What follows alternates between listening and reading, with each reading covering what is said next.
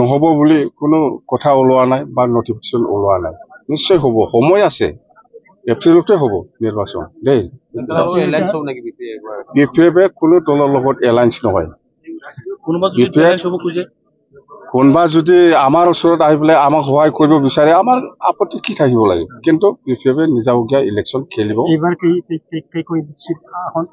কমেও 25টা ইয়াত ওপৰত হ'ব, কিন্তু কম হ'লেও 25টা BPF জয় কৰিব। এইবিলাক নহয়, আগত যি হৈছিল যে এইবিলাক নহয় দেই। Thank U.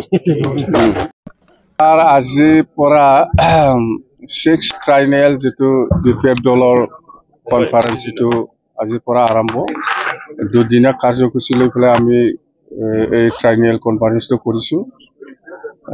তো আজি আমি ৰাতিপুৱা ভাগত 11টা বজাৰ পৰা আজি 2টা বজালৈকে আমাৰ PMB বডিৰ 46জন যিটো PMB সদস্য আছে, সিহঁতক লৈ পেলাই আমি প্ৰিলিমিনাৰী আমি আমাৰ CWC বা ডেলিগেটত আমি কি আলোচনা কৰিম, আৰু আগন্তুক দিনত আমি 2025ত যিটো নিৰ্বাচন হ'বলৈ গৈ আছে BTC, ইয়াত আমি কি সমস্যা লৈ পেলাই বা কি ইছ্যু লৈ পেলাই আমি পাব্লিকৰ মাজত যাব, সেইবিলাক অতি বিষয় লৈ আমি আলোচনা কৰিছোঁ। বহুত আছে, যেনক 1 নম্বৰ কামটো হ'ব আমাৰ 2025ত যিটো ইলেকশ্যন কেম্পেইন বা 2025ত যেতিয়া নেকি BPF চৰকাৰ আহিব, প্ৰথম কামটো হ'ব আমাৰ যিটো 16টা ডিপাৰ্টমেণ্টটো প্ৰমোদ বড়ো চৰকাৰ UPPL চৰকাৰে দিছপুৰত ট্ৰেন্সফাৰ কৰি দিছে পাৱাৰ ফাংচনবিলাক,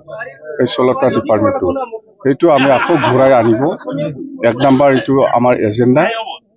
ইয়াৰ পিছত আমি লৈছোঁ যেনিবা মাটিৰ পাট্টা দিয়া 2005 চনত যিটো ভোটাৰ তালিকা এইটো বেছ কৰি পেলাই মাটিৰ পাট্টা দিয়াৰ যিটো ব্যৱস্থা সেইটো আমি কৰিম।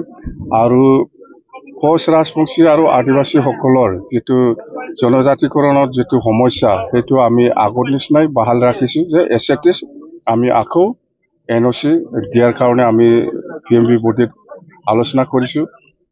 আৰু গোৰ্খাসকলৰ যিটো প্ৰত্যেক ক্লাছৰ যিটো সমস্যা, আসাম কেবিনেটে যিটো ডিচিশ্যন লৈছে, আমাৰ কোনো আপত্তি নাই। যদি গভৰ্ণমেণ্ট অফ ইণ্ডিয়া বা গভৰ্ণমেণ্ট অফ আসামে যিটো ডিচিশ্যন ল'ব, সেইটোকে আমি ৱেলকাম জনাই পেলাই গোৰ্খাসকলক NOC-টো আমি দিম। সেইবিলাক কিছুমান সমস্যা আছে। আৰু যেনিবা আমি এডুকেশ্যনৰ ক্ষেত্ৰত BTCৰ 4টা ডিষ্ট্ৰিক্ট হেডকোৱাৰ্টাৰ আছে, 4টা ডিষ্ট্ৰিক্ট হেডকোৱাৰ্টাৰত বড়োলেণ্ড ইউনিভাৰ্চিটি কেম্পাছ বনোৱা সেইবিলাক আছে। আৰু প্ৰত্যেকটা ডিষ্ট্ৰিক্ট হেডকোৱাৰ্টাৰত মানে যিকোনো এক্সাম, কম্পিটিটিভ এক্সাম, যিকোনো চাকৰিৰ ক্ষেত্ৰত UPSC হওক, APSC হওক বা যিকোনো ক্লাৰিকেল বা যিকোনো এক্সাম, ইয়াৰ কাৰণে আমি ডিষ্ট্ৰিক্টবিলাকক হেডকোৱাৰ্টাৰত এটা কোচিং চেণ্টাৰ আমি BTCয়ে বনাব আমাৰ PMB বডিত আমি আজি আলোচনা কৰিছোঁ। ইয়াৰ বাদেও আমাৰ বহুত আছে। মুঠতে যিহেতু 2025ত ইলেকশ্যন হ'বলৈ গৈ আছে, ইয়াত আমি ৰাইজৰ ওচৰত কি সমস্যা লৈ পেলাই যাব লাগে, সেইটো বিষয় লৈ ভালকৈ আলোচনা কৰিছোঁ। সেইখিনি কথা, বেলেগ আৰু একো নাই। আৰু আছে বহুত, আপোনালোকে শুনিব।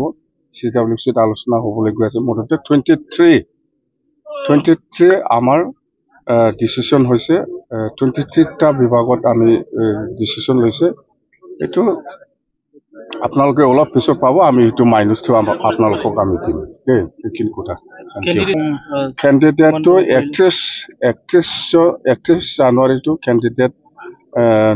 কেণ্ডিডেট কিবাটো এপ্লিকেশ্যন দিব পাৰিব 31 জানুৱাৰীলৈকে। আৰু কেণ্ডিডেটটো স্ক্ৰুটিনি কৰি পেলাই স্ক্ৰুটিনি কৰিবৰ কাৰণে 5জনীয়া কমিটি বনোৱা হ'ব, সেইটো ঠিক কৰিছে। আৰু ইলেকশ্যন মেনিফেষ্টো ঠিক ঠাক কৰিবৰ কাৰণে 5জনীয়া কমিটি বনাইছে আমি। সেইখিনি কথা। মুঠতে 2025 নিৰ্বাচনৰ কাৰণে আপোনালোকে পুৰা ফুল চুইং লাগি আছে। 2025ত যেনে তেনে BPFে চৰকাৰ গঠন কৰিব লাগে। ইয়াৰ কাৰণে যিকোনো পৰ্যায়ত আমাৰ BPF দলৰ কৰ্মীসকলে কাম কৰিবলৈ ৰেডি আছে।